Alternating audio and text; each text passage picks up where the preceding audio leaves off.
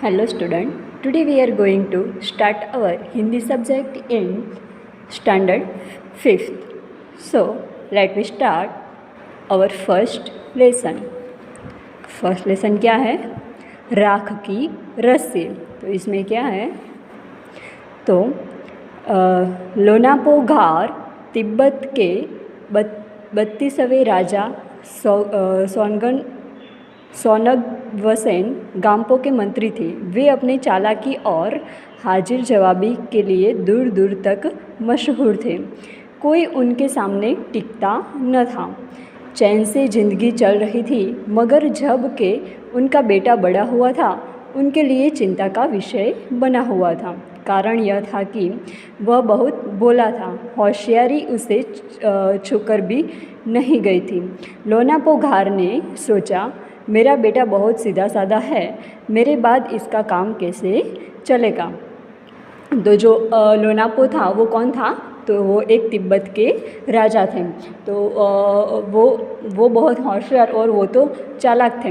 पर उनको लगता था कि उनका जो बेटा है वो बड़ा हो गया है, पर उनमें जो चालाकी होनी चाहिए वो उनमें नहीं है.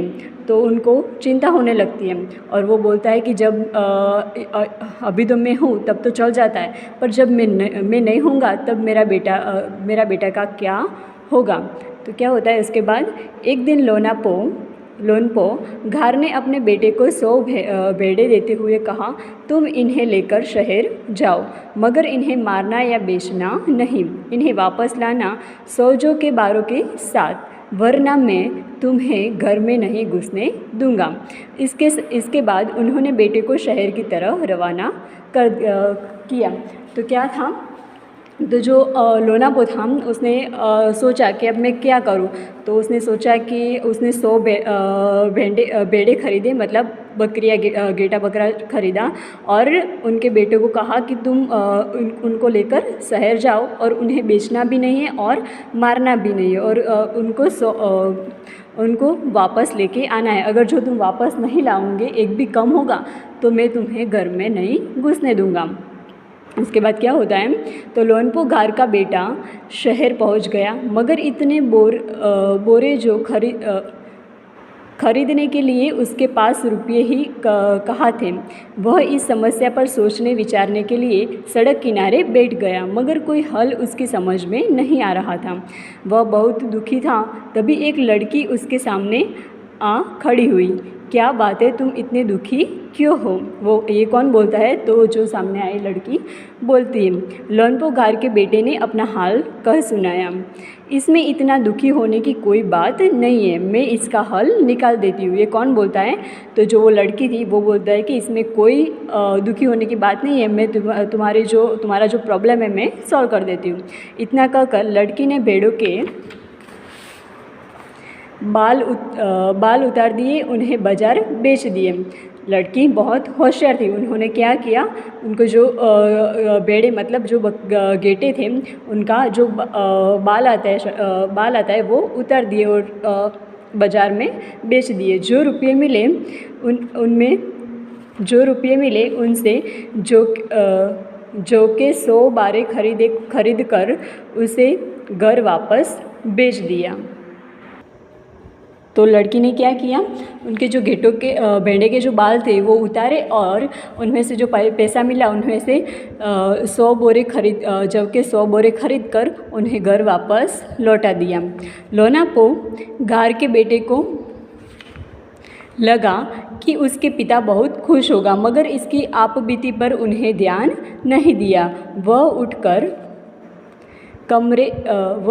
कमरे से बाहर चले गए.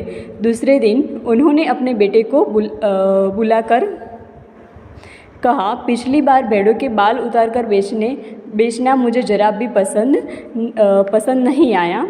अब तुम दोबारा उन्हें भेड़ों को लेकर जाओ, उनके साथ जो के 100 बोरे लेकर ही लौटना.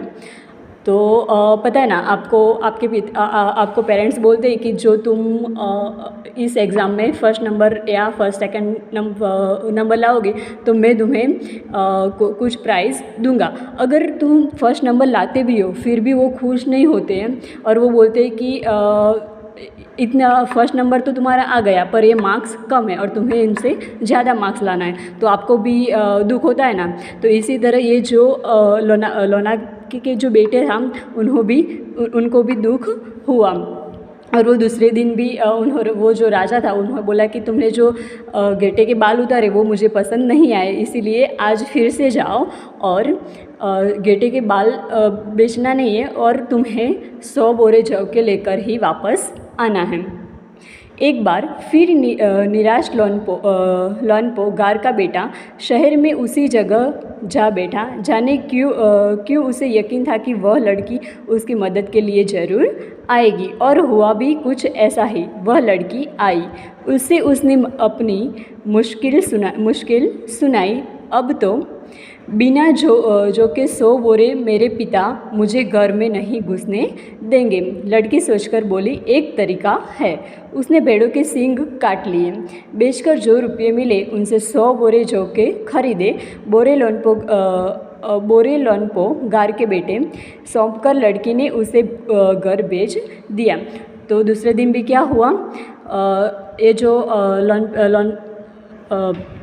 राजा का जो बेटा था उनको लगता था कि आज भी जो वो लड़की है वो फिर से उसे मिलने के लिए आएगी, इसलिए उसने क्या किया, कल जिस जगह पे बैठा था उसी जगह फिर जाकर वो बैठ गया। और हुआ भी कुछ ऐसा ही। तो वो जो कल वाली लड़की थी वो आई और उसने फिर से पूछा, तो उसने फिर से उनकी जो राजा के जो बेटे थे उन्होंने फिर से अपनी आपत्ति सुनाई। तो जो लड़की थी वो सोचकर बोली कि एक तरीका है। तो जो राजा का बेटा था वो पूछता है कि क्या है, तो वो बताती है कि जो बेंडे के जो सींग है वो उतार कर हम बेच देंगे। तो उन्होंने ऐसा किया, बेंडों के जो सींग थे वो कट लिया और उसे बाज़ार में बेच दिया, और उससे जो पैसे मिले उससे 2 बोरे जौ के खरीद कर उन्होंने घर वापस बेच दिया।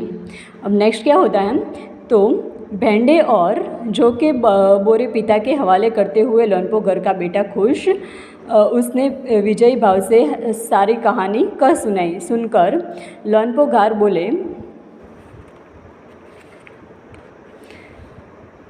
उस लड़की से कहो कि हमें 9 हाथ लंबी राख की रस्सी बनाकर दे।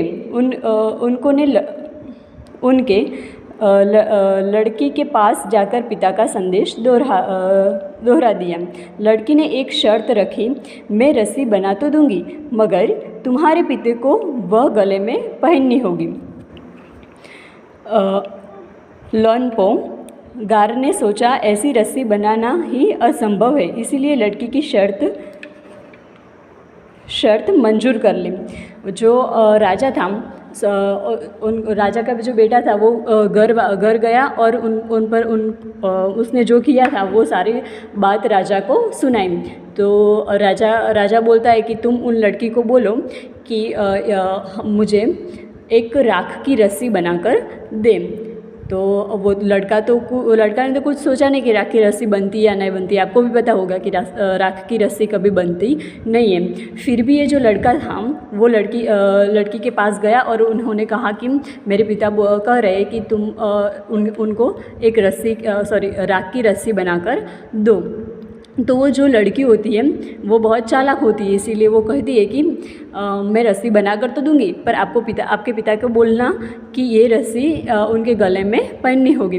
तो राजा थोड़ी देर के लिए तो कंफ्यूज हो जाते हैं, फिर सोचता है कि राख की रस्सी कभी बनती नहीं है, इसीलिए उसने ये शर्त मंजूर रख दी।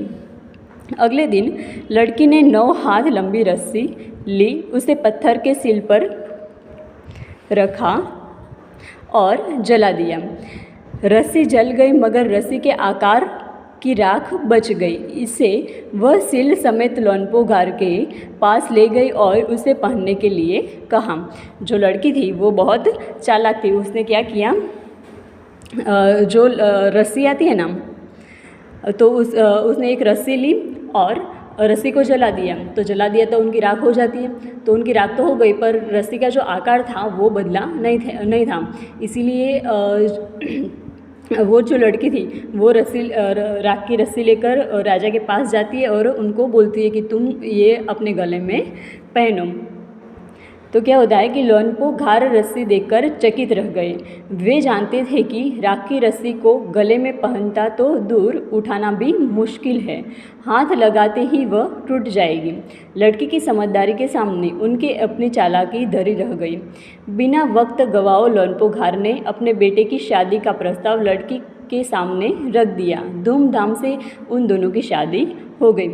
तो जो आप यहाँ पे देख रहे हो कि ये लड़की है, तो राजा ने क्या किया, उसने बोला कि मैं ये राख की रस्सी जब उठाऊंगा फिर तब भी ये टूट जाएगी। फिर इसीलिए वो राजा को लगा कि ये लड़की तो बहुत चालाक है, इसीलिए जो राजा थे उन्होंने बोला कि उन्होंने अपने बेटे के शादी का प्रस्ताव लड़की के सामने रख दिया और उन दोनों की शादी करवा दी। Thank you. तो आपको इस स्टोरी में पता तो चल गया होगा कि कौन समझदार थे या कौन, राजा तो चालाक थे ही, और कौन थे, राजा का नाम क्या था, लोनपो, और उनके बेटे में समझदारी नहीं थी। फिर उसने क्या किया, राजा उनकी शादी करवाने के लिए उन्हें बाहर शहर में भेजा। तो उनको एक लड़की मिली, वो लड़की बहुत चालाक थी। राजा को पता चला कि ये लड़की बहुत चालाक है, इसीलिए उसने क्या किया, उनकी शादी इससे करवा दे। तो आपको समझ में आ गया होगा इस स्टोरी। तो थैंक यू।